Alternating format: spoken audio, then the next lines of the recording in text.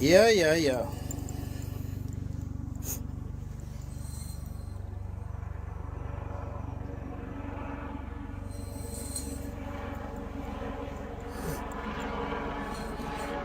Greetings, ladies and gentlemen, good friends, nice and beautiful and handsome Ambazonians. I salute you all. You all are once more welcome to this impromptu session. This is Shey Kaavi, your acting defense chairman for now. So it is with pleasure and it is with joy that I talk to you Ambazonians this morning. Today is Sunday, I think Sunday, is it 14 of September 2025? And I want to welcome all of you again to this impromptu session. Ade, thanks for joining. Your place there.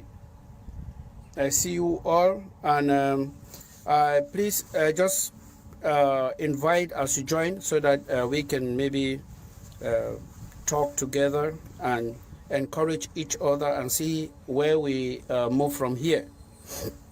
It is also a session where you can also update me on the situations back home and what you think should be the possible way forward. Fonba, your respect today. Greetings to you all. Please share as you join. I want us to talk today. I have, I think, about 2 issues that I want to discuss with all of you. The first one will be the lockdown, and the second issue will be the incarceration of Ambazonian activists out of Ambazonia in the diaspora.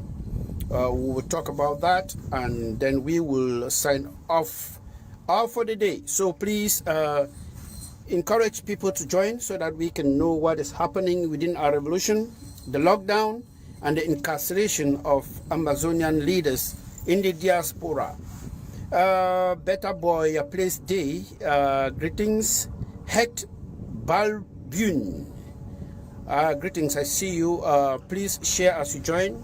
It will be an exciting talk with you, and it will be also a brain booster to those who want to open their brain to understand the situation, to understand our predicaments, you know, because it is only when you understand your situation and you understand your predicament, then you can be able to find lasting solutions as to what is disturbing you.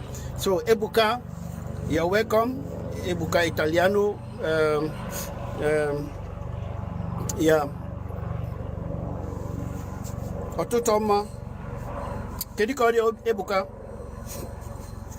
All right, ladies and gentlemen, we will not be wasting much time. I'll just give you maybe some 1 or 2 minutes to share again, so that we go on these topics that I've named here. We will talk about the lockdown. We will talk about the incarceration of Ambazonian leaders in the diaspora, and then we shall sign off for the day. Or if any of you will have something to say, because we all have our different views and opinions, my platform is always open to everybody to air up his or her mind and to speak freely. So that is why I do not block anybody from my platform. I encourage everybody to join my platform so that together we can find lasting solutions. Together we can talk and see how we move. Gilbert, greetings. Adin Pitiara, greetings. All right, so good morning once again. So now I will begin with the lockdown, the lockdown issue, and I will try to explain to us why the lockdown was necessary and why the lockdown is still necessary. But before then, I want to thank all Ambazonians who took part in the lockdown I want to say it was a 100% success. The lockdown was 100% success, despite the fact that the enemy spent a lot of money trying to make sure that they frustrate us. It's so good that it didn't work. It's so good that it didn't work, because our people showed them that we are the owners of our land. We control our land, and that we know what we are looking for. Because first, the enemy thought that that with their continuous use of money, intimidation, and false hope or false courage to tell Ambazonians that it is safe for them to go out there during the days that we have put in place as lockdown. And they thought that with all what they have done, Ambazonians will go out in defiance of the lockdown. But they were so frustrated, they were so disappointed, they were dejected when they noticed that everywhere in Ambazonia went on lockdown. Because you will not imagine that one part of the so-called country has been put in a dilapidated situation, has been put in shame. There is blood everywhere in every street in Ambazonia, one part of their so-called country. There is misery in one part of their so-called country. And all what they are thinking about is elections. If any democratic country in the world would think twice before organizing such a sham, without first of all solving the misery of the people that they are hoping on them to vote for them.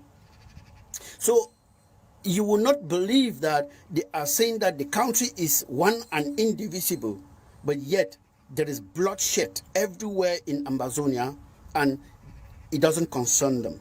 What concerns them is how much effective their election are in Ambazonia, and they do their campaign, and Ambazonians come up again to vote. And let me tell you one thing. The ballot box is not the solution, and it will never be the solution to Cameroon's problem. Because those around Paul Biya and Paul Biya himself, they are all looters of the treasury. Now I heard that he has signed another decree that they should go borrowing money. And when you look at so-called ministers who are supposed to be civil servants, when you look at the list of how much they are contributing to make sure that Paul Biya stand as the CPDM candidate, you see a minister giving 200 million as his own contribution, 20 million as his own contribution.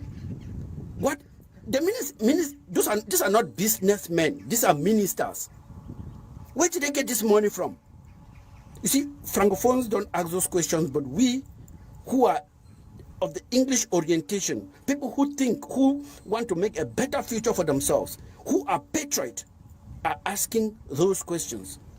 Now we cannot keep on being in a system that doesn't think about the future of tomorrow. We cannot do that. We are not built to do that. We are not educated to do that. Our society does not encourage that. The English society does not encourage that. That is the reason why we are bent on making sure that we build for ourselves something better than this unfortunate one Cameroon system that they are trying to force on us.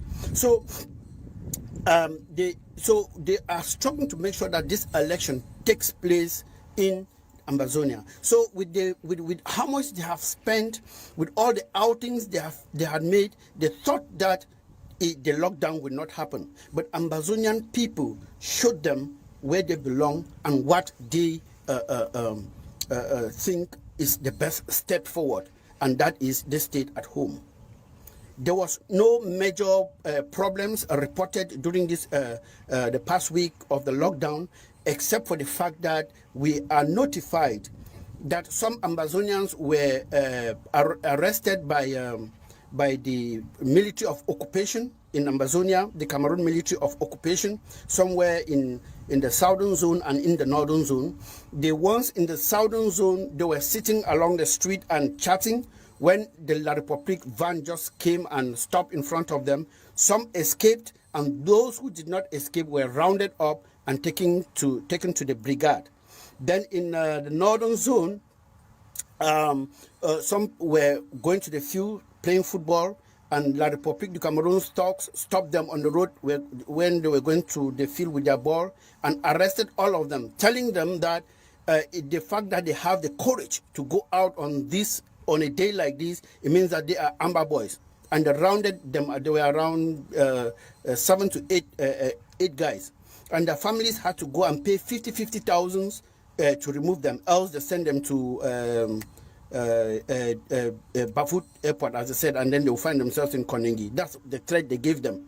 So we have spoken to some of them, and they have told us already what happened. So you see, these are the things that are happening that are making us really, really vexed. So then I also want to say I also listened within the week an outing from this is it the mayor or urban council? These are things I don't even know the names. This Paul Achobang. Paul Achobang, he's the mayor of the Bamenda City Council. I don't know if I'm getting his right position very well, but I know he's the mayor. I think the big mayor in the council there in Tarikun. I don't know how they call that one. Is it city council or is it the urban council or whatever they call it? Paul Achobang, I saw him with some bike men, and you notice if you look at that video very well with Paul Achobang at the Commercial Avenue talking to those bike men and wanting them to respond. When you listen to the response, you will note that those guys might not have been, I say might not have been bike men even. They most have been B guys, because most of the bike riders, they had their bikes confiscated and they were parked in the so-called Bamenda Urban Council there. I think that this were just B guys that he gathered, and he was doing this charade with them, because I do not see any Ambazonian going out on such a day when Paul Achobang is coming with in his hillocks, guarded by bees, guarded by these bee guys, and then the guys will leave their quarters and their various place of residence and ride alone and come and meet Paul Achobang, and then they parade over the Commercial Avenue, and then Paul Achobang is guarded again by the same bee to wherever he resides, and then the guys scattered into the quarter, going back to their homes alone. It cannot happen, because the guys will know that when they are going back alone, something wrong might happen to them. They might be the one on TV. They might be the one people are showing all over, lying in their own pool of blood. So I don't think that people will take that risk, except there are people who left from the same spot, and after that show, they're going back to the same spot. So if you want, when you listen to the guys trying to respond in English, you hear the type of pronunciation, you hear the way they are responding, you will know that these are not bona fide Ambazonian, these are not so-called Anglophones. These are people brought over to do this charade for Paul Achobang. And let me tell you one thing about Paul Achobang. Paul Achobang is somebody in the 90s. In the 90s, we belonged to the SCYL, the Southern Cameroons Youth League. And let me tell you, in the 90s, we were holding meetings, but in Paul Achobang's house, the family compound at Metal Quarter. We are holding our meetings in Paul Achobang, this guy who is now the city mayor. We're holding the meetings of the SYL in the house of Paul Achobang.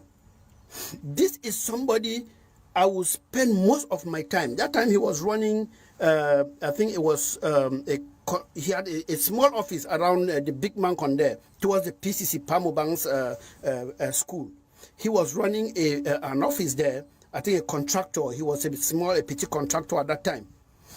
I will come to his office when I don't have something to do. We will sit there. We will castigate Paul Biya. We will call Paul Biya all types of names. Myself, Paul Achobang, and some other guys. When I leave the SCNC office, I will come there, the Southern Cameroon National Council office. I will give Paul Achobang information. on how we are deciding to do this and that. It is in Paul Achobang's family compound that we always meet, and we come out with modalities, with plans on how to stop the 20th May and the 11th of February.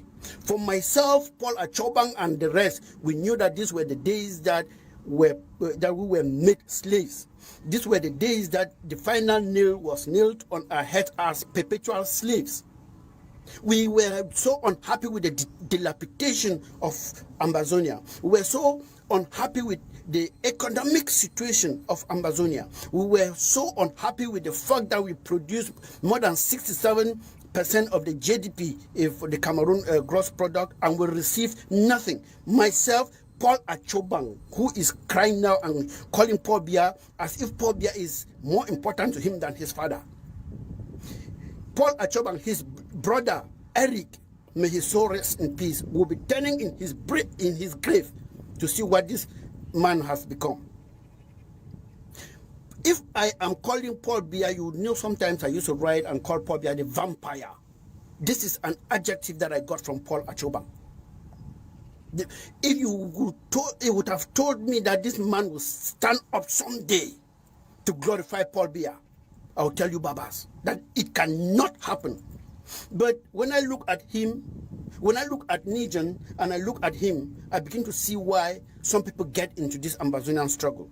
They will talk Ambazonia when they are hungry. When they give them a little loaf of bread, they will forget they ever pronounce the word Ambazonia, or they ever pronounce or fought for something called Southern Cameroons. What Nijan Frunze and Paul Achobang are trying to teach us is that once you are fighting for something if there is a total crisis amongst a cross generation or a cross section of youth, and you are called behind or cornered behind, or you have an opportunity to be able to have your 3 square meals, forget about the rest.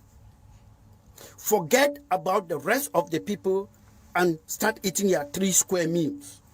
Because according to Paul Achobang, I, who is somewhere that is, I can say I can have 3 square meals. I have my own business. There's nothing that I lack. If I want to buy anything, I will buy. So according to Paul Achobang, I should forget about those youths that together will meet in their house and try to see how we can make Ambazonia what we want Ambazonia to be. I'll forget about those youths who are a university graduate, toiling the streets of Boya and Commercial Avenue, looking for a job, looking for mega jobs. I'll forget about those university students who came back and met us and became mechanics and became taxi drivers in Bamenda just because I have something to eat. No, this is greed. This is belly politics. And I am very, very disappointed with this guy called Paul Achobang. Sometimes when I listen to him, I don't believe that it is the same person that I used to know. So don't bother when you see some of them coming out and shouting. It is, look, Paul Achobang took the risk to come to the Commercial Avenue, not because he loved you guys, not because he loved the people, not because he wanted that people should come out and really make the world see like the ghost town field. It is not because of you people, it is because of himself. Because it is your risks, it is from your risks that he is able to eat. So if you don't take those risks, he will not be able to eat. It is from your sweat that he is getting a salary. And if you don't take those sweat, he will not get a salary. So he's doing it for himself and not for yourself. That guy is an example of belly politics. I remember in the early 2000s when we took Cameroon to the African Commission of Human and People's Rights, to the High Court, the African High Court in Banjul. When we took Cameroon there, we were short of finance, and we were going around looking for people who can give us some money to be able to get the lawyers, Carson Anyangwe and the rest, to Banjul. We went to Achidiatu. Myself, the great Prince of Nso, Prince Mbinglo Hitler, may his soul rest in peace. Panya Amadundam, I think we're about 7 of us. We went to Achidachu's house. We met him in Santa. And Achidachu told us, he said, that is because youth today don't know what they grew up seeing. It is because youth of today don't know what they are losing in this present dispensation. I'm just trying to quote him. In this present dispensation, that is why their zeal to fight, to have what belongs to them, is as low as 0. And then when he turned and looked at me, he said, since this SCNC matter started, I am the youngest person. I am the youngest person that he had seen running around retired fellows, you know, trying to make sure that I get what belongs to me. And then he turned and looked at the Prince Minglohila and said, do you think I grew up not seeing what you people are seeing? They say no. Do you think I grew up in a different place than where you people grew up in? No. Do you think that I did not see or did not notice what we were before we became part of Cameroon? They say no. He said, look, all of us are feeling the same pain. No matter how you see us turning in Yaoundé, do you think that if a referendum comes today, we will vote on the contrary? They said no. They said, look, we are all feeling this pain. And then he told us that when you are fighting an enemy, do not only pray and praise that everybody of yours leaves the enemy. Because when everybody of yours leaves the enemy, then there will be nobody to hear whatever the enemy is planning and pass it on to you. So we should not always be like castigating everybody and saying that everybody should leave the enemy. Although I'm not saying that he ever gave us any leak out message that I know. Maybe he are in the hierarchy with the other people. Maybe he was passing information, but that I'm not aware of. But I'm only aware that we left that place with 2 million supporting the case in Banjul. Achide Achu gave us, I'm saying this because he's dead. There are many people who also gave, who are still alive that I cannot mention them. But Achide Achu gave us 2 million francs in CFA in support of the Banjul case. So when you see some of these people trying to make you believe like like Cameroon is the ultimate, they know the truth.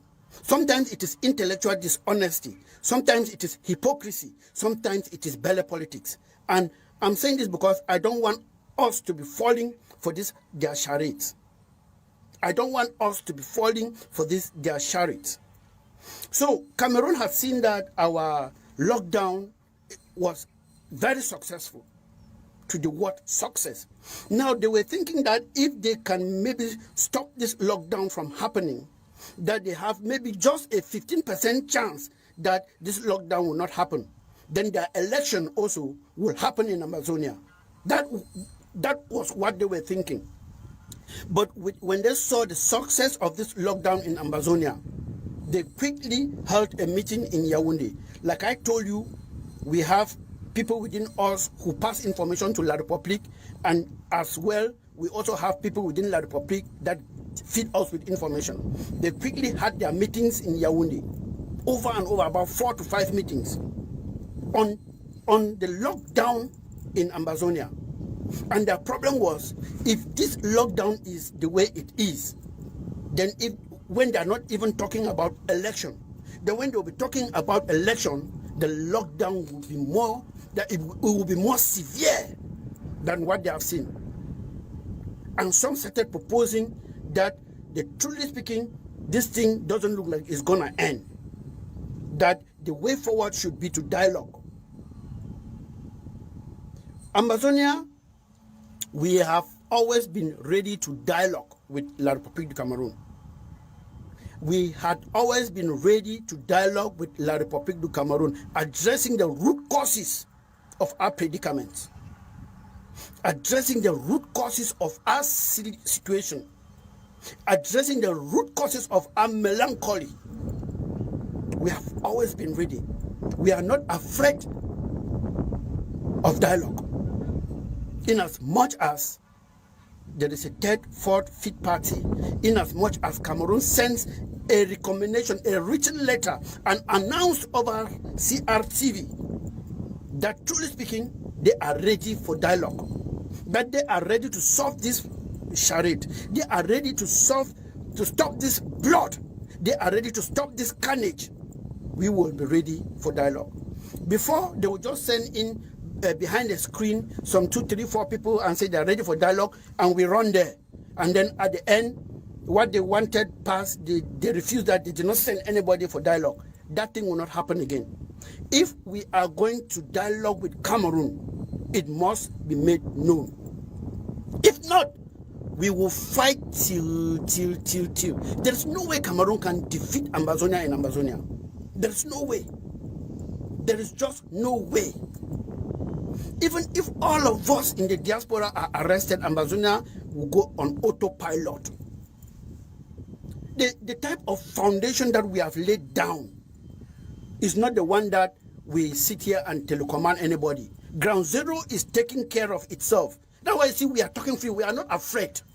Ground Zero is taking care of itself.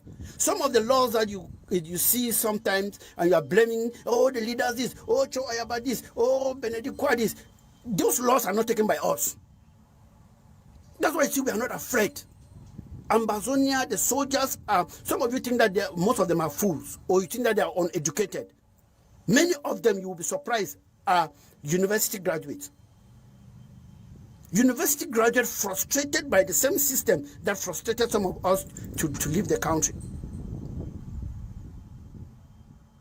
So they have taken over and they are making their laws and they are following everything. We are just there to guard them. And even if we are not there, they will go on autopilot. So Cameroon should stop thinking that one day, just one day in their miserable dreams, they will have us as part of that their sect called Cameroon. It will never happen. It will never happen. Now, thank you so much for respecting the Ghost Town for the last 1 week. This week, Ghost Town begins on Monday, and we are hoping that everybody stands to respect that Ghost Town.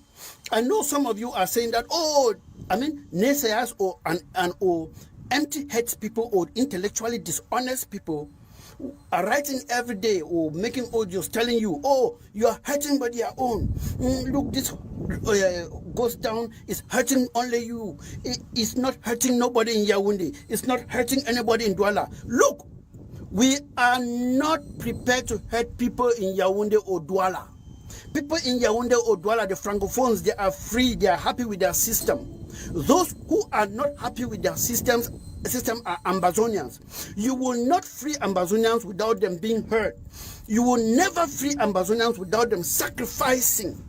There is no country on earth that got freedom without the people fighting for those freedom sacrificing. There is no country on earth that had gotten freedom without part of the people who the fighters were fighting to be free being the ones that are closing the eyes of those who are fighting to free them.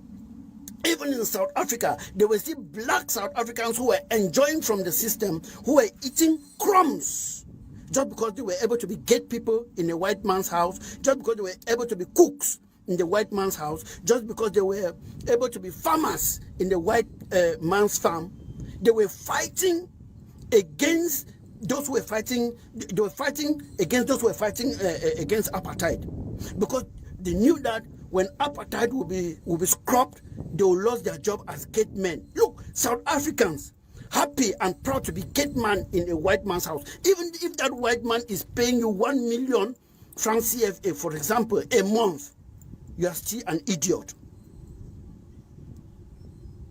In your own country, you are proud to be a gate man because you are receiving this. And then you are kicking against those who are fighting to make sure that even if you are receiving $500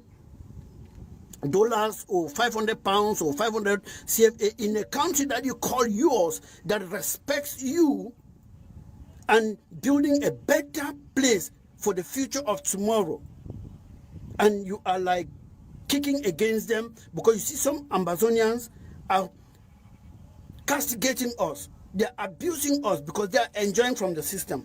And I tell you, if you see most of the promotions that are going on within the Ambazonian ranks, either in the military or in some offices, it is because of us. It is because of my sweat. Many Ambazonians are employed today, or their ranks are increased today because of my sweat, either within the SCNC, SCYL, or now with the AGOVC, that we are fighting. And they're trying to make sure that they match us, they make sure that we are kind of happy. And when they're trying to make sure that we are happy, they take you, put here so that you'll be talking for them and saying that you are Anglophone, you have this position, why are we complaining? And when you want to go somewhere out there, they'll select few of you who are Anglophones and send there so that you go and represent them. You'll be talking, they'll say, no, but these people are from that side that is fighting. Because you are pigs, you are stupid. It is because of our sweat that some of you have what you are having now. Without us, you will not have it. And there is something Achidachu told us. He said, look, don't bother or don't worry because they say I was a prime minister, or this Ambazonian is a prime minister. He said behind any top Ambazonian in the Cameroon government, there is a little francophone somewhere that is his guardian. I tell you the truth, this is what the Achidachu told us, that behind any top Ambazonian, there is a small francophone that is his guardian. That the guys, they know that we don't belong. They know they are afraid of us and they cannot give us complete autonomy or complete power to do anything. He said when he took up as a prime minister, what he wanted to do was, he gets up in the morning and he just visits an office, like they were doing in the West Cameroon days, and just visit an office to see when the delegate comes to work and when did he just surprise visit. Not the thing that you announce 4 weeks before, then they prepare to receive you and give you some things and you turn back. But when he started 2 or 3 times, he was just cornered because he saw that some top francophone people were not coming to work for maybe 2 days, 3 days, and there is no note anywhere why they are absent. And they cornered him and said, if you continue like this is what is going to happen. And then that's when he took a step back. He said, I know his kids will know this. And some of his kids are still shouting CPDM today. Ask some of his kids how they got their papers in the United States. How did they get their papers in the United States? Asylum papers. There are many things that I know because so many of them I saw. But today, they are like cutting the same bridge that gave them stability. Today, they are talking. I don't know what is wrong with some of us. I don't know.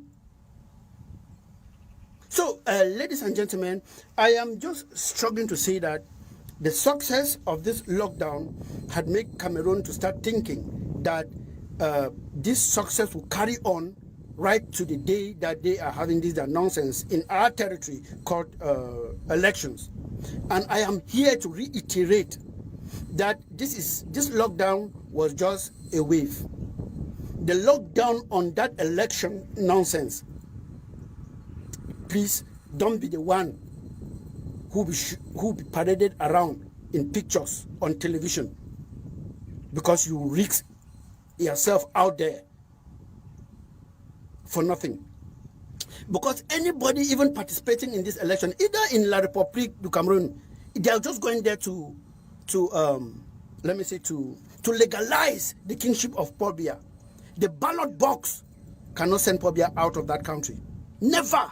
If only a stupid, I don't know if it is intellectually dishonesty or whatever, that some people sit down and really phantom Paul Biya going out through a ballot box.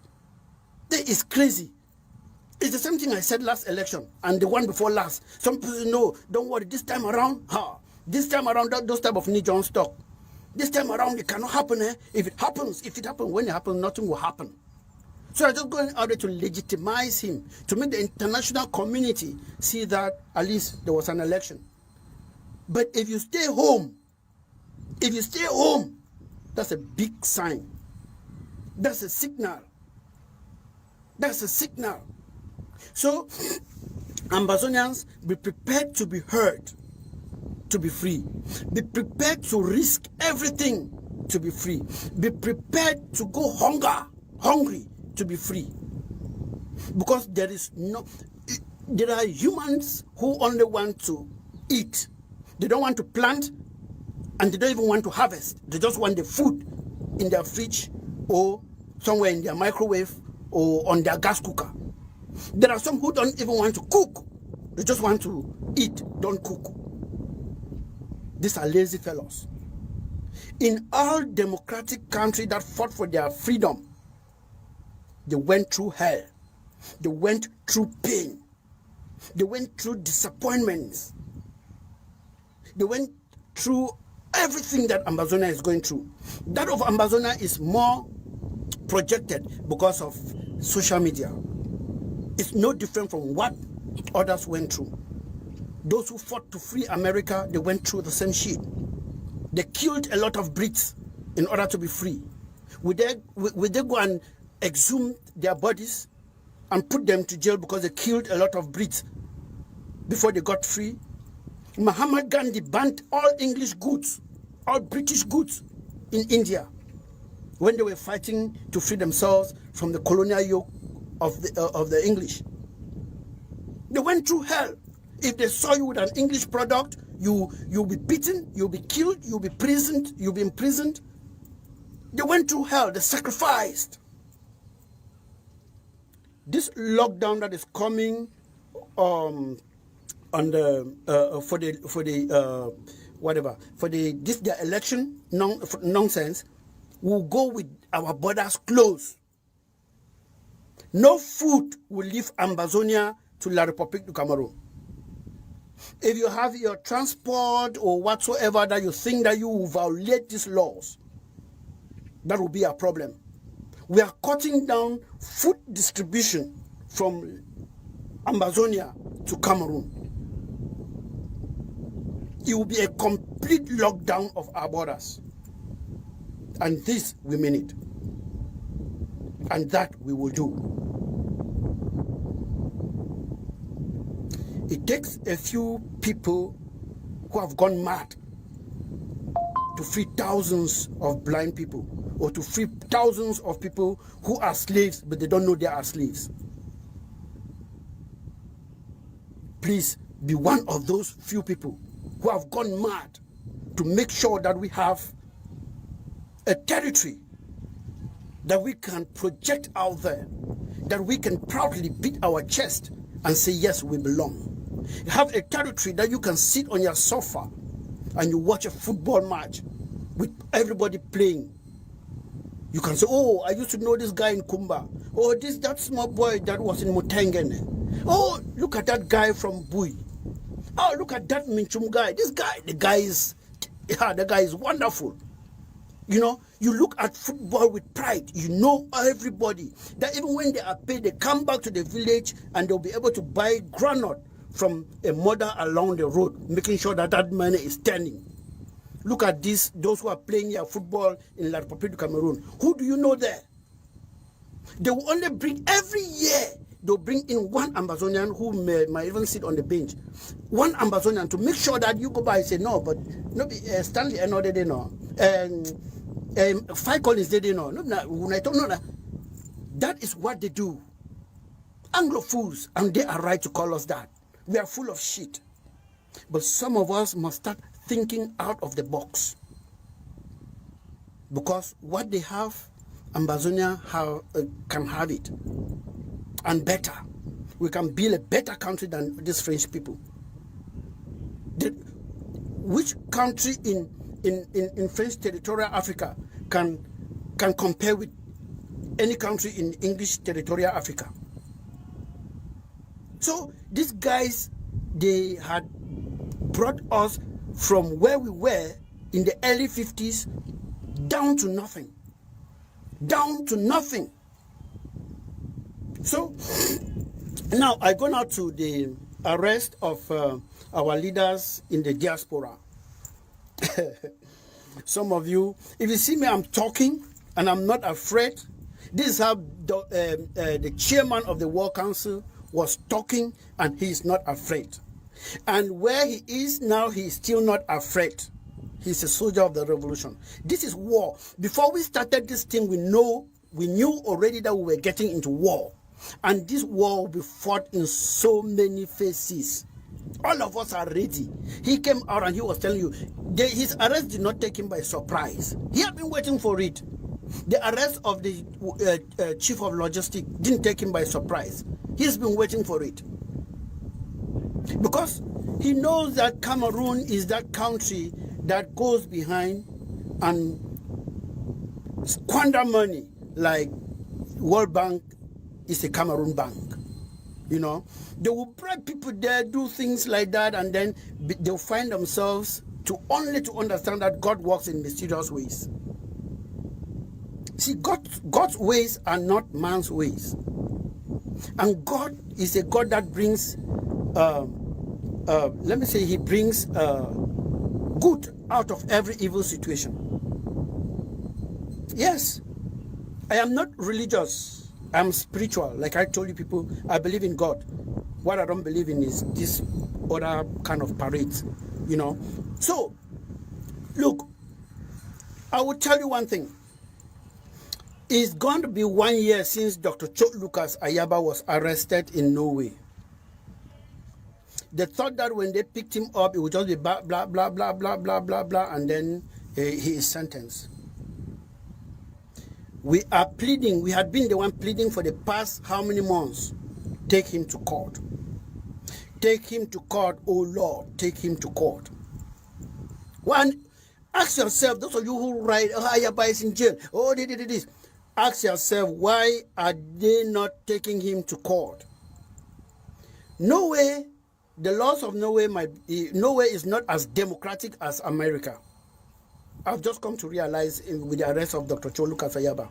Norway, the laws of Norway can be compared, unfortunately, it is a shame, can be compared with the laws in Cameroon, where you can pick somebody and keep for as long as you want, that you are still making investigation, you are still making investigation. The reason is simple. Cameroon realized after they took Dr. Lucas Ayaba that we are smarter than them. They realized that it is a possibility that we can turn this case to be a different case other than what they were thinking. Now, if you arrest me, for example, Shey Kaavi, you arrest me and charge me for war crimes. You charge me for crimes against humanity. You charge me for whatever you are charging me for. That is no problem. Those are just charges. Those are those charges. Now, define me the area or the geographic location where these war crimes or crimes of humanity that I have allegedly committed took place. Now, they arrested the defense chairman and the logistic chief. They'll be appearing in court in America. America has a more democratic system than this chariot in Norway, where you cannot keep people for so long without really going down to judge their case.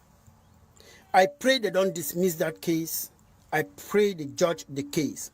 In their motion papers and whatsoever, they said they committed crimes in the northwest and southwest of Cameroon. All right, that's where the case will end. Ladies and gentlemen, we are not panic. We are not afraid. It is the place of the prosecutor in Minnesota or in Norway to prove the jurisdiction of where the crime took place, to prove how Cameroon, how Northwest and Southwest became part of Cameroon. If they are saying that Northwest and Southwest of Cameroon, is there any paper in any international law, any jurisprudence, any law situating Ambazonia as part and parcel of Cameroon? That is where the case is pregnant. They will have to prove that before they go further to judge any other thing. Because if they don't prove that, there is no case. So the problem is theirs, not ours. Yes, the deaf chair might lose some of his liberties for some time. That is a sacrifice. That is war. Tomorrow, I talking to you, I might be the one picked up. I am not afraid. So there is no, look, the whole of Ambazonia is a prison. The difference is that some of us realize we're in prison and some people don't realize they're in prison. The whole of Ambazonia is a prison. I was born in prison. I'm a prisoner until Ambazonia is free. So you cannot threaten a prisoner with prison. There's just no way, except you are a coward. Except you are a coward. So we are waiting for them. That's why you see, when they arrested Dr. Cho Lucas Ayaba, we're expecting that they go to court and then they tell us where that crime took place. But when they noticed that that was our game plan, they kept on doing what they're doing now. What they're doing now. But for how long? Thank God they've gotten some people in America. We believe America is a democratic country and they're going to go down to that case. They will have to define to us. We are not afraid. Cameroon should not be afraid. If, truly speaking, Ambazonia is part of Cameroon. Cameroon should not be afraid to stand. They can make their laws, their own. If it was a Cameroon court, they would have judged the matter long ago and charged us Ambazonians for treason. Because they don't have courts. Cameroon don't have courts. They have but money. The power, the highest power wins the law. So we want them to tell us how Ambazonia became part of Cameroon. The Cairo Declaration states that the oti procedentis juris, if that boundaries attained at independence are invulnerable, that no country has a right to change or modify their boundary as of the time they got their independence. Cameroon got her independence on the 1st of January 1960. Ambazonia was never part of that country. Ambazonia was not. They were registered into the United Nations. Their emblems, their map, their everything were sent to the United Nations September that same year. And their boundaries were frozen. The boundaries of Cameroon were frozen sometime in September 1960.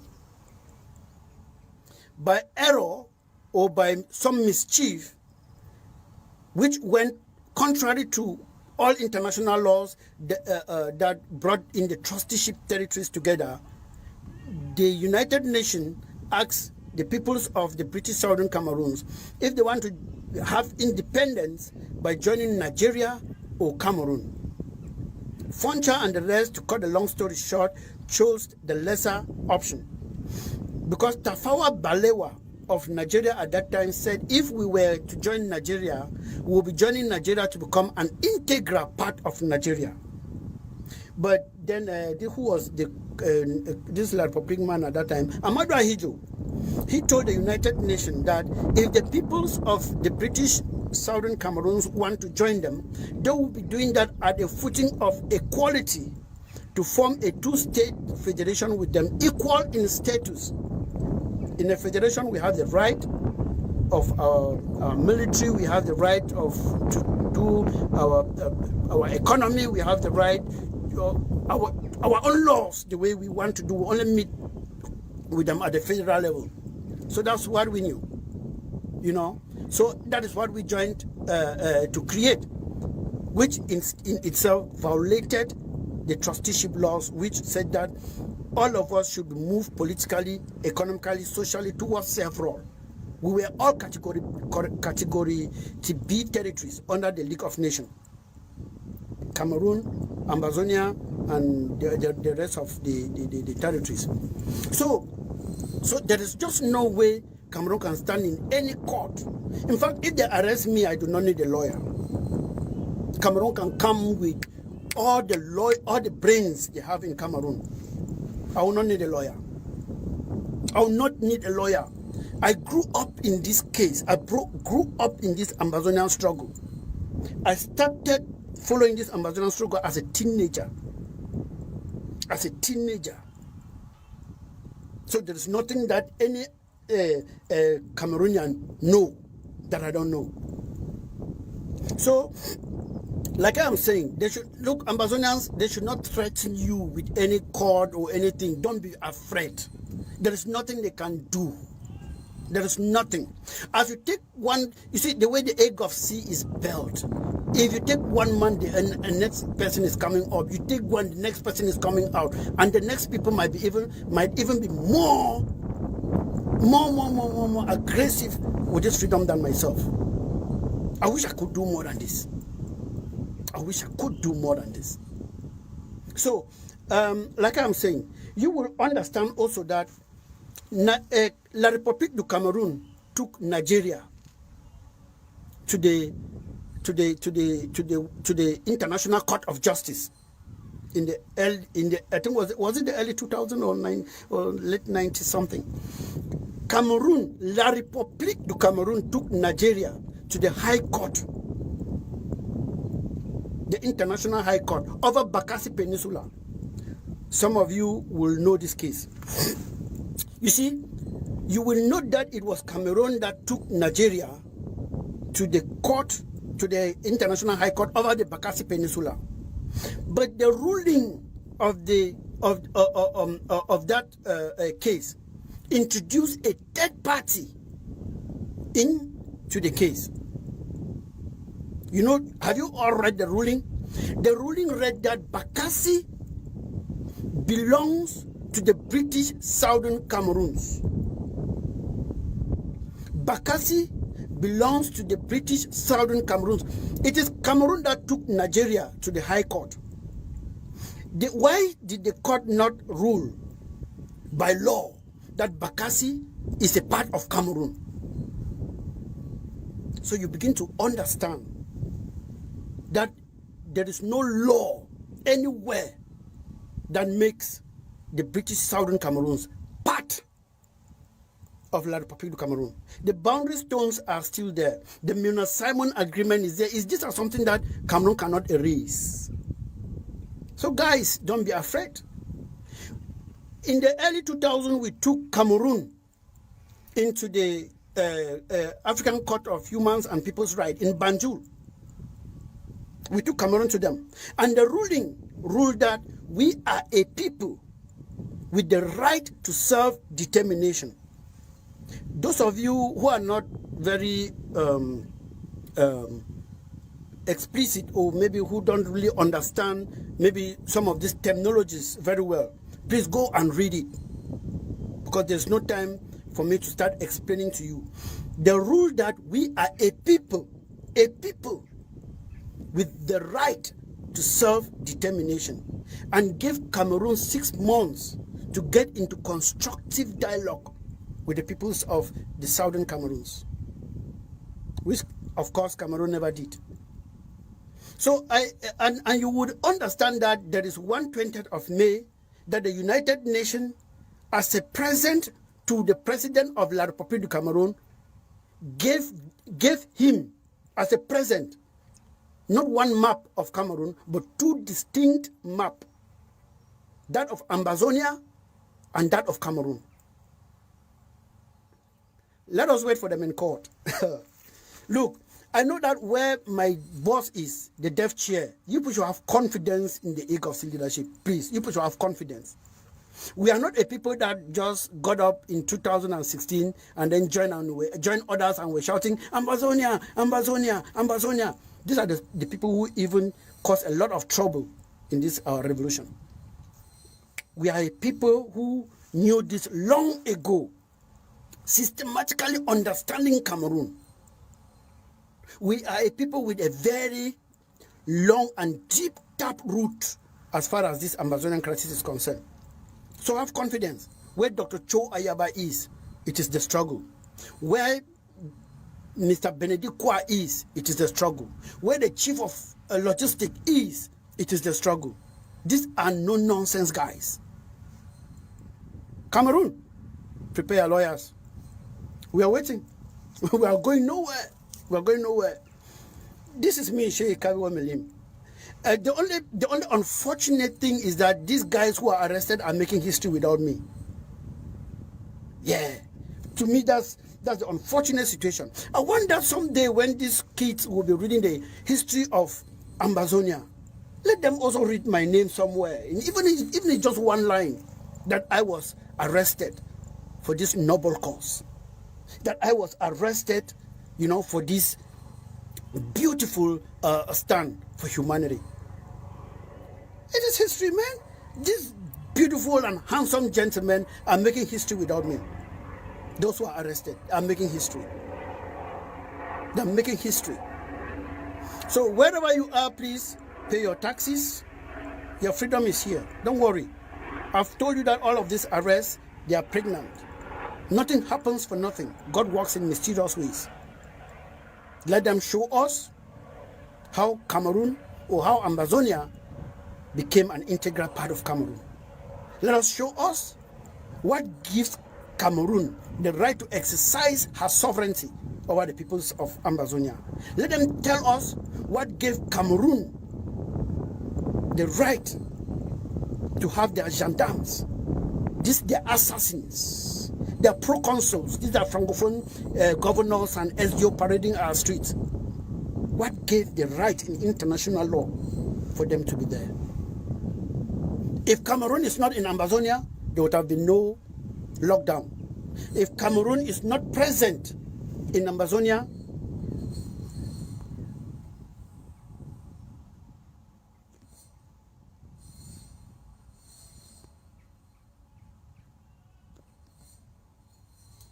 if there is no presence of Cameroon in Ambazonia, there would have been no fighting. If there is no presence of Cameroon in Ambazonia, would have been one of the best countries in Africa. Some of you have not sat beside people who were born in the days of West Cameroon, so you cannot even understand what I'm talking about. You see, French people, they're the worst type of people to run a country. They are the worst type of people to run a country. We will teach them something that they have never known. And don't forget that when that time comes, you will see them running places to come and marry your sisters or brothers just to get papers, to work in Ambazonia. We are a different type of people with different mindsets. And what we have gone through, the suffering we have gone through in the hands of Cameroon, will make us stronger to build a better country. Everybody in the Amazonia, when we take over, will be a laborer. We will join all of us together to build that country. We will all dig roads. We will all dig trenches. All of us will go down on our knees and labor again. Don't think that this war is the highest labor that we're going to have with these lockdowns. The highest labor will come when we are free. Because all of us must dig that country, prepare it for the future, for the unborn kids. So don't just think that joy will come when we have that country. We are still going to go through the highest form of labor. But it is good that you'll be working for your country at that time, and the small salaries that you'll be having, you'll be able to manage, because you're building a better future for your kids. So be prepared. Ladies and gentlemen, the Vice President of the Ambazonian Governing Council will be talking to you this evening, I think 6 p.m. Ambazonia time. So stay tuned with the ACN, and he will update us on what next and the way forward. Like I said, don't be afraid. So fear shouldn't be any word in your vocabulary. Be as proud as Shey Kaavi. Hit your chest anywhere that you are an Ambazonian, like Shey Kaavi. When I go anywhere in Belgium, any office, anywhere they know, if you say anything about Cameroon around me, it's trouble. I'm not. Where are you from? Ambazonia. If you don't know where Ambazonia is, go to Google. That's your problem. But I've told you where I'm from. I don't go to describe that, oh, it is this. No, Ambazonia. And when they go, they read, next time they see me, they say, yeah, they saw it. There is war going on there now. There is this. I say, yes, you saw it. They know. In my house, my big flag is flying. Ambazonia. The day they want to pick me, let them come. Let them come. It is the war. Before I got into it as early as my teenage age, I knew this was war. I would have long died even. What I've done for this struggle, ladies and gentlemen, I'm just living. In fact, I don't know if I'm alive. I will only know that I'm alive in a free Ambazonia. The risk I have taken, what I have done, I long died even. I long died. The torture I've received in BMM, in the gendarmerie, in prison, Bamda Central Prison, I long died. So, nobody can stand to threaten me with anything. All those nonsense, stupid people are writing like Stone Cold or whatever they call him. These guys are just stupid. They're empty brains. So don't mind them. Let them continue their stupidity. We are gone. We are gone. If they are happy with Cameroon, let them be happy with Cameroon. We are not forcing Ambazonians who are happy with Cameroon to leave Cameroon and come to Ambazonia when we are free. You have your freedom to stay there. There are many Ambazonians who are Americans. They will stay in America forever. There are many who will go back home. So you have your freedom to stay anywhere. So don't think that we are taking that away from you. If you so love your Cameroon, please stay with your Cameroon, with your Cameroon when we are free. Ladies and gentlemen, it's been nice having a chat with you guys. It's been nice talking with you guys. And I'm so happy that we had the first phase of this lockdown, a successful one. And next week, lockdown begins again. And let us make sure that we have it going. Don't be afraid. There's nothing they can do to us. There is no law that puts us as part of Cameroon. So rest assured, there's nothing wrong with your defense chairman. There's nothing wrong with your logistic chief. There will be nothing wrong with your leader, Dr. Choluka Sayaba. They are all at war. Cheers.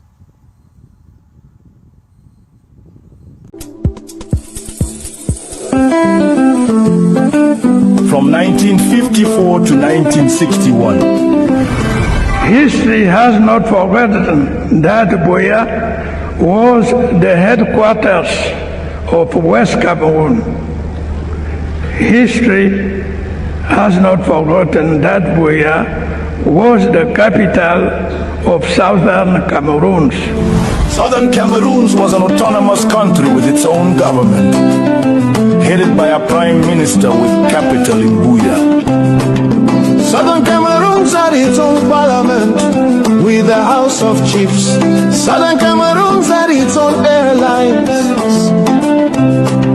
Southern Cameroon had its own power station in Yoke. Southern Cameroon had its own police force. Southern Cameroon had its own seaport in Victoria.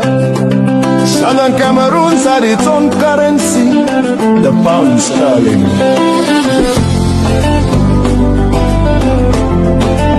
Unfortunately, our colonial masters, the British, convinced the United Nations for Southern Cameroons to attain independence by joining La République du Cameroun via a 1961 plebiscite.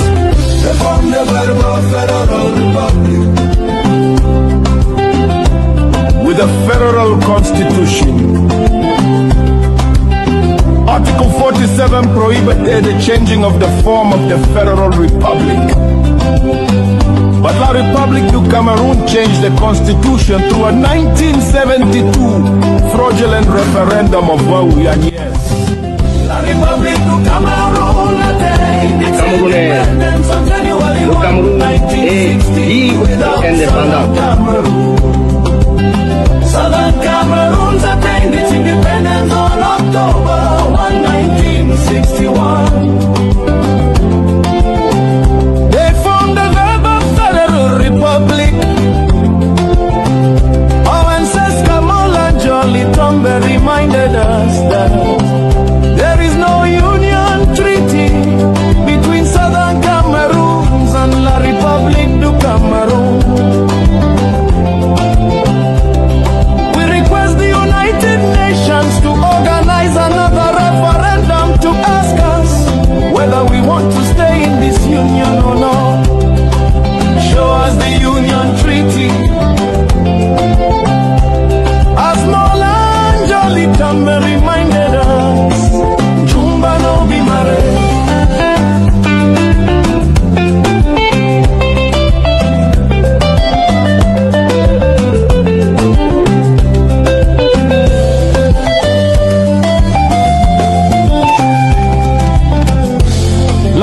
Republic du Cameroon has taken advantage of us. They have destroyed our economy. They robbed us of our resources. They robbed us of our basic humanity. On November 30, 2017, Paul Biya declared a war on us. They murdered over 60,000 of our grandparents, our brothers, our sisters, and our children. They burned down over 200 of our villages. What did we do to deserve this?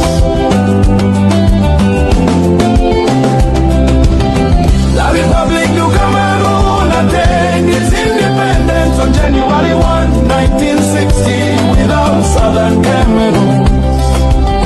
Southern Cameroon attained its independence on October 1, 1961. They formed a verbal federal republic. Our ancestor Molanjo Litamba reminded us that there is no union treaty between Southern Cameroon and La Republic du Cameroon. We request the United Nations to organize another referendum to ask us whether we want to stay in this union or not. Show us the union treaty. As Molanjo Litambe reminded us, Jumba no Bimare. As Molanjo Litambe reminded us, Jumba no Bimare. Jumba no Bimare.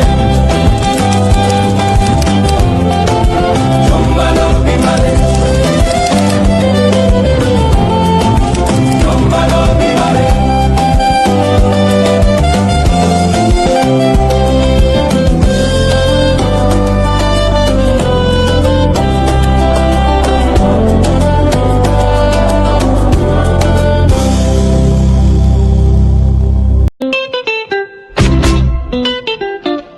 What are you voting for?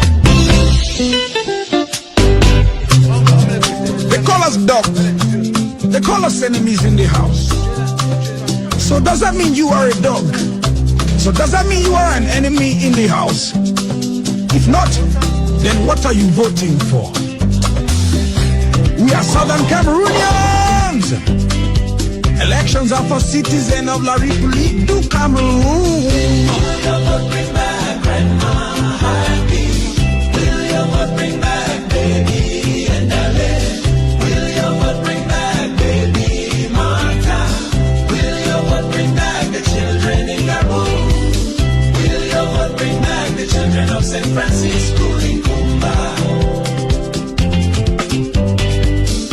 We are not citizens of La République du Cameroon. We have never been citizens of La République du Cameroon. Our ancestor Molanjo Litumbe reminded us that Jumba no be married. Our ancestor Dr. Oendele reminded us to never vote for death in La République du Cameroon. Will your vote bring back Grandma happy? Will your vote bring back baby and Dale? Will your vote bring back baby Martha? Will your vote bring back the children in Labu? Will your vote bring back the children of St. Francisco Likumba? What are you voting for? Your vote in La République du Cameroon elections means all our brothers and sisters should die in La République prison. Are you happy that thousands of our brothers and sisters are in La République prison? Are you happy that more than 60,000 of our parents, brothers, sisters and children have been killed by La République du Cameroon? Are you happy that over 200 of our villages have been burned by La République du Cameroon? Think about this very well. Is this what you want?